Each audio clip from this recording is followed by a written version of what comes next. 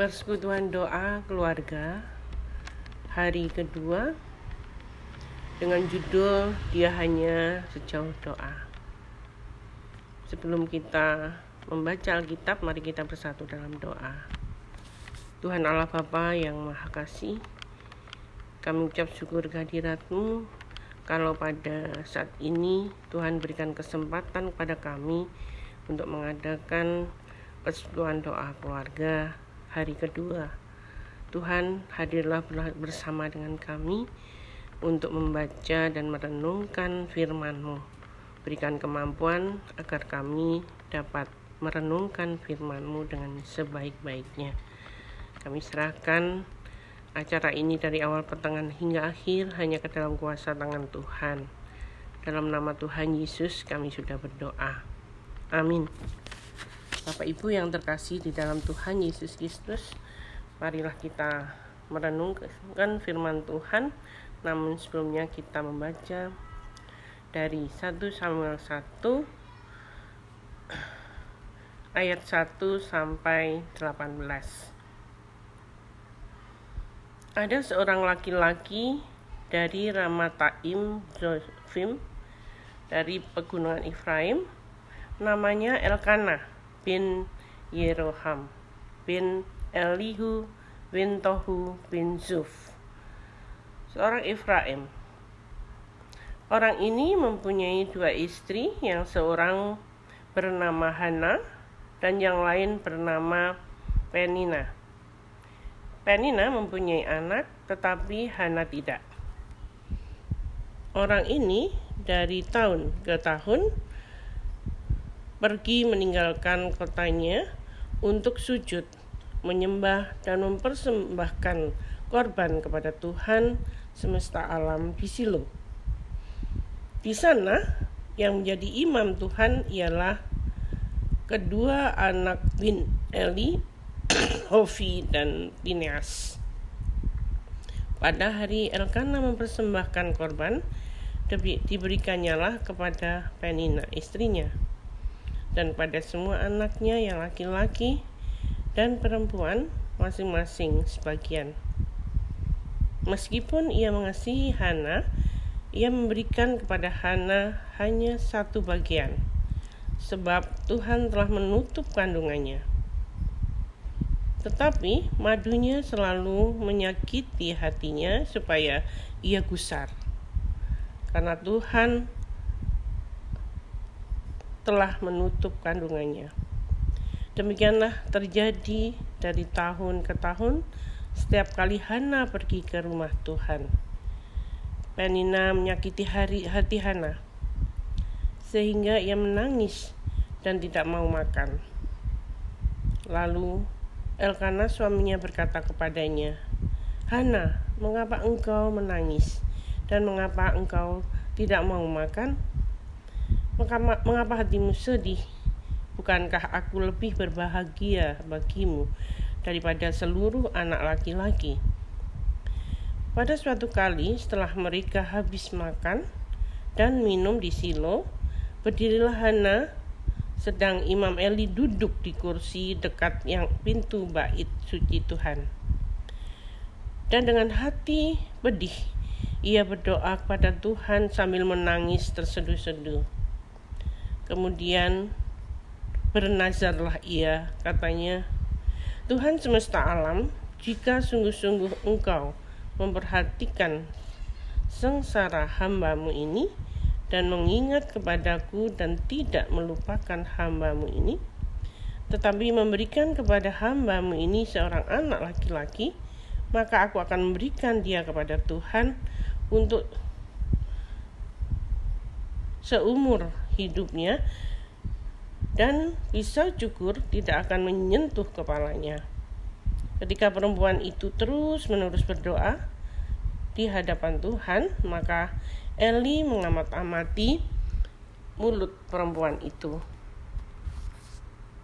Dan karena Hana berkata-kata dalam hatinya dan hanya bibirnya saja bergerak-gerak, tetapi suaranya tidak kedengaran, maka Eli menyangka perempuan itu mabuk. Lalu kata Eli kepadanya, Berapa lama lagi engkau berlaku sebagai orang mabuk? Lepaskanlah dirimu daripada mabukmu. Tetapi Hana menjawab, bukan tuanku, aku seorang perempuan yang sangat bersusah hati. Anggur ataupun minuman yang memabukkan tidak kuminum, melainkan aku mencurahkan isi hatiku di hadapan Tuhan. Janganlah anggap hambamu ini seorang perempuan dursila, sebab karena besarnya cemas dan sakit hati, aku berbicara demikian lamanya. Jawab Eli, pergilah dengan selamat dan Allah Israel akan memberikan kepadamu apa yang engkau minta daripadanya. Sesudah itu berkatalah perempuan itu, biarlah hambamu ini mendapat belas kasihan daripadamu. Lalu keluarlah perempuan itu, ia mau makan dan mukanya tidak muram lagi. Itulah tadi pembacaan Alkitab dari 1 Samuel 1 ayat 1 sampai 8. Renungan di atas berjudul Dia Hanya Sejauh Doa. Lebih baik sakit gigi daripada sakit hati ini. Demikian penggalan kalimat sebuah lagu lawas yang cukup familiar di telinga kita. Sakit gigi biasanya terasa begitu menyiksa, meskipun nampak sepele. Namun, bisa sangat mengganggu orang yang merasakannya. Makan tidak enak, tidur tidak nyenyak, bekerja apalagi. Orang yang sakit gigi cenderung menjadi sangat sensitif dan emosional. Itu baru sakit gigi. Tapi jangan khawatir, untuk sakit gigi sudah ada banyak obat. Ada yang berupa minyak, balsam, puyer, tablet, dan obat kumur. Selain itu, dokter dan klinik gigi pun sudah banyak. Bagaimana dengan sakit hati? Gejala luarnya mungkin terlihat mirip sakit gigi. Nggak enak makan, nggak enak tidur, nggak ada semangat belajar ataupun bekerja. Sensitif, emosional. Sayangnya, apotek tidak menjual obat sakit hati. Dokter spesialis sakit hati pun belum ada.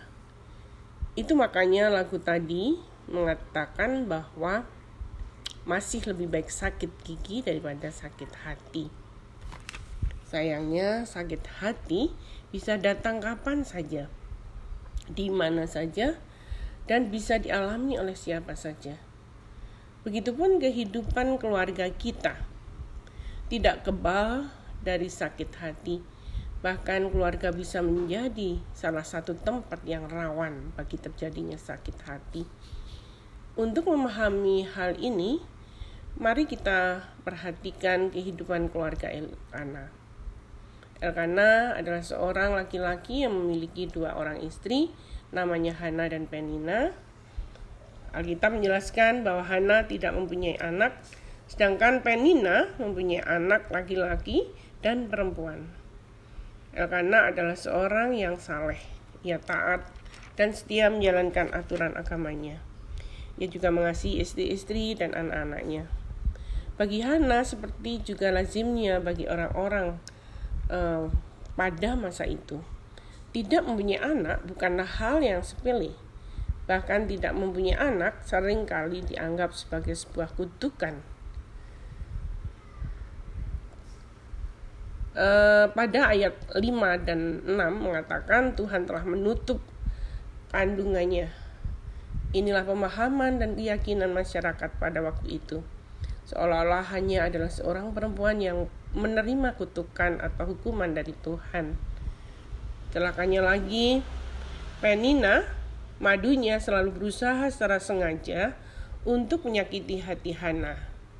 Sehubungan dengan keadaannya itu, ayat 6 menyebutkan, tetapi madunya selalu menyakiti hatinya supaya ia gusar. Dan ayat 7, demikianlah terjadi dari tahun ke tahun. Setiap kali Hana pergi ke rumah Tuhan, Penina menyakiti hati Hana. Persoalan ini sebetulnya sudah diketahui oleh Elkana, namun rupanya Elkana tidak bisa berbuat banyak. Ia hanya bisa menghibur Hana dengan kata-kata manisnya. Selebihnya Elkana seolah membiarkan perlakuan Penina terhadap Hana terjadi terus-menerus. Buktinya peristiwa itu terjadi dari tahun ke tahun. Bukannya seorang suami pada waktu itu mempunyai kekuasaan yang besar dalam rumah tangga? Seandainya Elkana mengingatkan Penina agar menghentikan penghinaannya terhadap Hana, kemungkinan besar akan diuruti oleh Penina. Namun, sepertinya hal ini tidak dilakukan Elkana. Mungkin Elkana dan masyarakat pada umumnya menganggap penghinaan terhadap Hana adalah sebuah kelaziman. Mereka berpikir bahwa tidak ada yang salah dengan orang yang mengejek Hana, karena keadaannya memang begitu. Seharusnya Hana tabah menjalaninya. Sakit hati yang dirasakan Hana semakin hari semakin parah. Ia tidak dapat menanggungnya lagi. Maka suatu kali ketika keluarganya pergi ke Silo untuk mempersembahkan korban, Hana berdoa kepada Tuhan dengan hati yang pedih. Ia berdoa demikian: Tuhan semesta alam, jika sungguh-sungguh Engkau memperhatikan sengsara hamba-Mu ini dan mengingat kepadaku dan tidak melupakan hamba-Mu ini, tetapi memberikan kepada hamba-Mu ini seorang anak laki-laki, maka aku akan memberikan dia kepada Tuhan untuk seumur hidupnya. Meskipun hatinya sangat pedih, Hana tidak menyalahkan Tuhan atas apa yang dialaminya. Ia tidak menuduh Tuhan berlaku tidak adil padanya. Ia hanya memohon belas kasihan kepada segala kerendahan. Doa hanya menunjukkan bahwa selama ini ia selalu percaya bahwa Tuhan memperhatikan sengsaranya dan tidak melupakannya. Saat itu ia memohon peneguhan dari Tuhan atas keyakinannya. Hana berdoa dengan bersungguh-sungguh untuk waktu yang cukup lama, hingga mencuri perhatian Imam Eli. Sayangnya, sang imam justru menyangka bahwa Hana mabuk. Penyebabnya adalah Hana berdoa dalam hati, hanya mulutnya saja yang bergerak-gerak, sehingga Imam Eli tidak tahu apa yang dikatakannya. Mungkin pada waktu itu umumnya orang berdoa dengan keras suaranya yang bisa didengar oleh orang lain. Tuhan Yesus pun pernah menyampaikan perumpamaan mengenai pemungut cukai dan orang Farisi yang berdoa di bait Allah. Perumpamaan ini menunjukkan bahwa mereka berdoa dengan suara yang keras, setidaknya bisa didengar oleh orang di dekatnya. Namun, yang dilakukan Hana berbeda dengan orang kebanyakan. Ia berdoa tanpa suara. Ada beberapa hal yang bisa menjadi alasannya. Satu, karena kesedihan Hana terlalu dalam hingga tidak terucapkan dalam kata-kata. Dua, karena Hana merasa tidak perlu orang lain mendengarnya, toh orang lain tidak bisa memahami dan tidak bisa menolongnya. Tiga, karena Hana malu terhadap orang-orang di sekitarnya, khususnya Penina. Jangan-jangan Penina akan semakin merendahkannya. Ketika Imam Eli menegurnya, hanya menyampaikan dengan jujur keadaan dirinya tanpa berpanjang lebar. Imam Eli mengatakan, "Pergilah dengan selamat, dan Allah Israel akan memberikan kepadamu apa yang engkau minta daripadanya." Perkataan Imam Eli ini sungguh membawa dampak yang luar biasa bagi Hana. Ayat 18 menyatakan, "Lalu keluarlah perempuan itu, ia mau makan dan mukanya tidak muram lagi." Perkataan singkat Imam Eli rupanya sangat bermakna bagi Hana. Mengapa? Karena Hana mengimani apa yang disampaikan Imam Eli. Hana percaya Tuhan mendengarkannya dan mengabulkan doanya. Saudara-saudara yang terkasih dalam Tuhan Yesus Kristus, marilah kita belajar dari Hana, membawa pergumulan kita dalam doa kepada Tuhan, dan belajar percaya. Percaya bahwa Tuhan mendengarkan doa kita, bahwa Tuhan tidak melupakan kita. Percayalah bahwa Tuhan pasti memberikan yang terbaik dalam hidup kita. Saudara percaya? Bila sungguh-sungguh percaya, tentu saudara tidak akan terus-menerus larut dalam kesedihan. Bersama dengan Hana, saudara akan bangkit dan tidak muram lagi. Selain itu, kiranya renungan ini mengingatkan keluarga kita untuk belajar lebih peduli satu sama lain. Keluarga seharusnya menjadi tempat yang dipenuhi cinta kasih, tempat yang nyaman untuk berbagi, suka maupun duka. Keluarga bukan tempat saling menyakiti, tetapi tempat saling melayani. Amin. Mari kita berdoa. Terima kasih Tuhan atas renungan pada saat ini, kiranya ini dapat menjadi pelajaran bagi kami dalam menerapkan kehidupan kami sehari-hari untuk tidak menyakiti dengan orang lain, tetapi bersabar dan selalu bersandar kepada Tuhan.